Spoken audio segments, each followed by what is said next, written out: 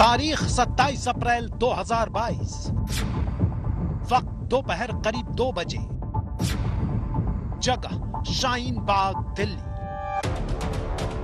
एक बहुत गुप्त ऑपरेशन के लिए केंद्रीय जांच एजेंसी की टीम दिन के उजाले में छापेमारी के लिए शाहीन बाग पहुंची।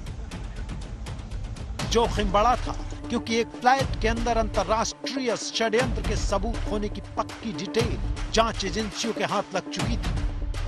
करीब 30 दिन की रेकी के दौरान शाहीन बाग के उस फ्लाइट पर रहस्यमयी गतिविधि देखी गई। यहाँ तक कि फ्लाइट के अंदर रहने वाले पड़ोसियों से मेल जोल नहीं रखते थे। कुछ था जिसे बेहद गोपनीय तरीके से अंजाम दिया जा रहा था। हमारे पास रिलायबल इनपुट आई थी और उस इनपुट के हिसाब से हमने वहाँ पे सर्च कराया। शाहीन बाग में ये अपार्टमेंट था जो स्पेसिफिकली इसी पर्पस के लिए रेंट किया गया था। सीक्रेट ऑपरेशन के दौरान कुछ भी हो सकता था क्योंकि शाहीन बाग से दूर साजिश की परतें पाकिस्तान और तालिबान के कब्जे वाले अफगानिस्तान तक जुड़ी हुई थी। यानी दिन के उजाले में भीड़ भाड़ वाले शाहीन बाग में टॉप सीक्रेट ऑपरेशन को अंजाम देना अपने आप में बड़ी चुनौती से कम नहीं था। लोकल पुलिस के साथ केंद्रीय एजेंसी के ऑफिसर्स ने घेरेबंदी की। सिविल ड्रेस में ऑफिसर्स ने दबे कदमों के साथ शाहीन बाग थाने के अंतर्गत आने वाली इसी इमारत के फ्लाइट नंबर F86 की तरफ बढ़ना शुरू किया।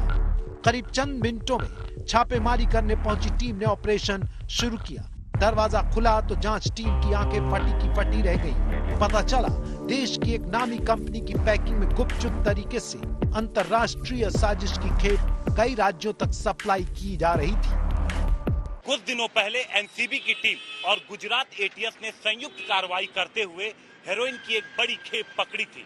वहीं से गिरफ्त में आए एक आरोपी से एनसीबी को शाहीन बाग का पता लगा और फिर शाहीन बाग के ठिकाने पर 27 अप्रैल को एनसीबी की टीम ने रेड मारी। आपके लिए सबसे बड़ा सवाल यही होगा कि आखिर शाहीन बाग के फ्लाइट नंबर F86 में नोट गिनने वाली मशीन से क्या होता है। फ्लाइट में 30 लाख कैश का इस्तेमाल कहां होना था। आखिर फ्लाइट नंबर F86 में एक खास कंपनी की पैकिंग के अंदर कौन सी साजिश को अंजाम दिया जा रहा था।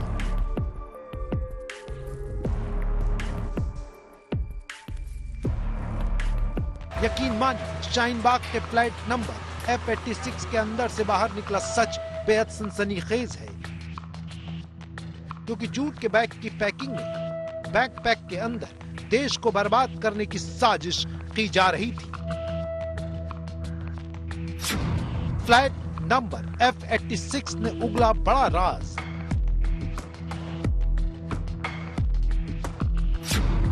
शाहीन बाग और 300 करोड़ की साजिश।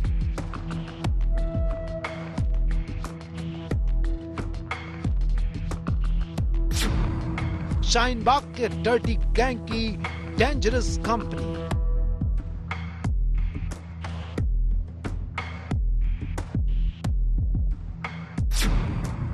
शाहीन बाग में छापेमारी का सनसनीखेज सच।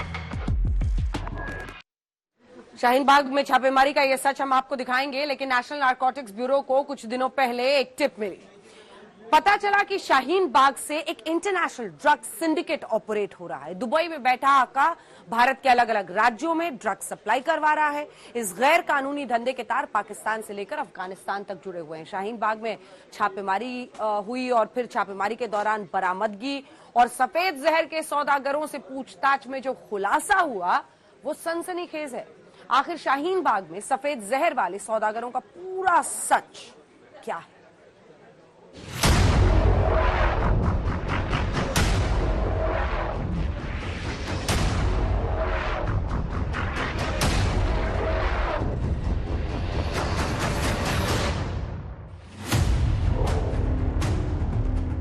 एक दो नहीं बल्कि 50 किलो हेरोइन और 47 किलो ड्रग्स की बरामदगी, जिसकी अंतर्राष्ट्रीय बाजार में कीमत 350 करोड़ रुपए बताई जा रही है। और तो और एनसीबी 30 लाख रुपए कैश और नोट गिनने वाली एक मशीन भी शाहीन बाग के फ्लैट नंबर F86 में मिली है। एनसीबी के मुताबिक ये वही फ्लैट है जहां से अंतर्राष्ट्रीय ड्रग्स सिंडिकेट ऑपरेट हो रहा था। ग्राउंड जीरो से आज तक संवाददाता की रिपोर्ट देखी। 27 अप्रैल की दोपहर जब नारकोटिक्स कंट्रोल ब्यूरो के अधिकारी इन सीढ़ियों से ऊपर चढ़ रहे थे तो उन्हें जरा भी अंदाजा नहीं था कि कौन सा नेटवर्क उनके हत्थे चढ़ने वाला है। एनसीबी की माने तो इस नेटवर्क के तार 4 देशों में फैले हुए हैं। यहां से एनसीबी ने न सिर्फ बड़ी मात्रा में ड्रग्स बरामद की, इसके अलावा 30 लाख कैश भी बरामद किया है, जिसकी वजह से शक है कि इस पूरे नेटवर्क में हवाला रैकेट का भी तार जुड़ा हुआ है। शाहीन बाग में छापेमारी हुई, अंतर्राष्ट्रीय ड्रग्स रैकेट का पर्दाफाश हुआ।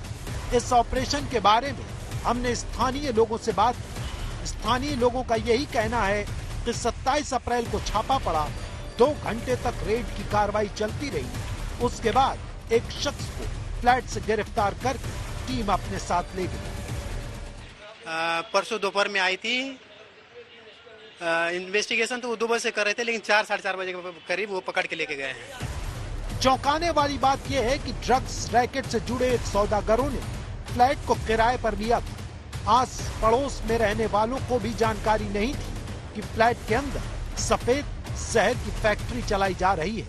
शुरुआती जांच में जो खुलासा हुआ उसने एनसीबी का माथा ठनका दिया। सारे मेथड्स ये यूज कर रहे हैं, तो विच इज समथिंग स्ट्रेंज। पहले इस तरह का हमने इस तरह की मॉडस ऑपरेंडी कि एक अगर नेटवर्क जनरली एक तरह की मॉडस ऑपरेंडी करता है, बट ये पहली बार हमने ये देखा है कि ये हर तरह का रूट ले रहे हैं, हर तरह के मेथड्स एम्प्लॉय कर रहे हैं। शाहीन बाग से ऑपरेट कर रहे ड्रग्स सिंडिकेट की मॉडस ऑपरेंडी बेहद चौंकाने वाली है। एनसीबी के मुताबिक अमूमन ड्रग्स सिंडिकेट एक रूट का इस्तेमाल करते हैं, लेकिन यहाँ मामला एकदम उल्टा है। जांच में पता चला है कि शाहीन बाग के फ्लैट नंबर F86 में ड्रग्स की फैक्ट्री चल रही थी। दुबई में बैठा आका अफगानिस्तान से ड्रग्स की खेप को सड़क और समंदर के रास्ते भारत भेजता था। भारत में दुबई वाले आका के हैंडलर्स ड्रग्स की खेप को शाहीन बाग के फ्लैट तक पहुंचाते थे। फ्लैट में हेरोइन को ई-कॉमर्स की ब्रांडेड कंपनियों के पैकेट में पैक कर दिया जाता था। पैकिंग के बाद ड्रग्स की खेप को दूसरे सामान के साथ मिलाकर सप्लाई कर दिया जाता था। हमने एक केस रजिस्टर किया, मेन एक्यूज को अरेस्ट किया और ड्यूरिंग इन्वेस्टिगेशन हमने अभी 3 और गिरफ्तारियां की हैं और इस टोटल 4 में 2 अफगान हैं और 2 इंडियन हैं। और बट इसका जो मेन किंग पिन है वो दुबई में है और वो वहाँ पे अफगान्स के साथ और पाकिस्तानी नेशनल्स के साथ मिलके ये सिंडिकेट चला रहा है। छापेमारी के दौरान जांच एजेंसियों के हाथ नशे की दुनिया के बड़े सौदागरों की गिरेबान तक पहुंच गए। अब तक ड्रग्स रैकेट से जुड़े 2 भारतीय और 2 अफगानी नागरिकों की गिरफ्तारी हो चुकी है। एनसीबी मानती है कि शाहीन बाग से ऑपरेट हो रहे ड्रग्स रैकेट की जड़ें बहुत गहरी हैं। तार देश के कई राज्यों तक नहीं बल्कि विदेश तक फैले हुए हैं। पूरे सिंडिकेट को दुबई में बैठा आका हिंदुस्तान में ऑपरेट कर रहा था। एनसीबी की माने तो ड्रग्स के ये धंधेबाज बेहद ही शातिर हैं। ये अलग अलग तरीका अपनाते हैं ड्रग्स की स्मगलिंग के लिए। कभी सी रूट तो कभी ऐसे रास्तों से ये ड्रग्स की सप्लाई करते हैं ताकि एजेंसियों की नजर इन पर न पड़े। फिलहाल एनसीबी ने 2 अफगानियों समेत 4 गिरफ्तारी इस मामले में की है, लेकिन एनसीबी तलाश रही है उस शख्स को जो दुबई में बैठकर इस पूरे नेटवर्क को चला रहा था। इस केस में अफगानिस्तान और पाकिस्तान का कनेक्शन सामने आ रहा है। जांच एजेंसी अब नार्को टेररिज्म और अंडरवर्ल्ड कनेक्शन को खंगालने में जुट गई है। फिलहाल बरामद करोड़ों रुपए की हेरोइन का नार्को टेररिज्म से सीधा कनेक्शन पर भी जांच शुरू हो चुकी है। शक है कि इस नेटवर्क के तार अंडरवर्ल्ड की कंपनी जी कंपनी से भी जुड़े हो सकते हैं। एनसीबी हर एंगल से जांच कर रही है। दुबई पाकिस्तान, अफगानिस्तान और भारत के कई राज्यों से इनका कनेक्शन है। अभी इसमें बहुत कुछ खंगालने की हमें जरूरत है।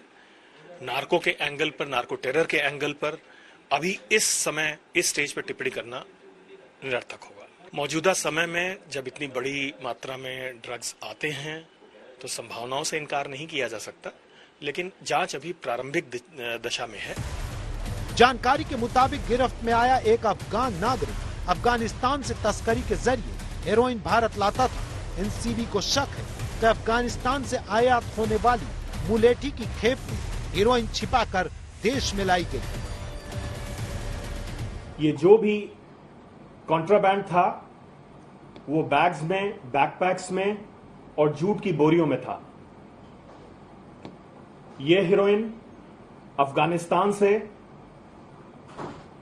आई हुई है और जो कैश हमें बरामद हुआ है वो हवाला चैनल से आया हुआ प्रतीत हो रहा है। बरामद हेरोइन हाल ही में अटारी बॉर्डर के पास बरामद हेरोइन से मेल खाती है और यही वजह है कि एनसीबी की जांच का दायरा लगातार बढ़ता जा रहा है। यानी आने वाले दिनों में कई और बड़ी गिरफ्तारियां हो सकती हैं। जांच टीम मानती है कि इस पूरे सिंडिकेट में हवाला रैकेट के जरिए पैसों का लेन देन हो रहा था। अब एनसीबी जल्द से जल्द दुबई में बैठे आका को बेनकाब कर भारत लाने की कवायद शुरू कर चुकी है। हिमांशु मिश्रा, दिल्ली, आज तक।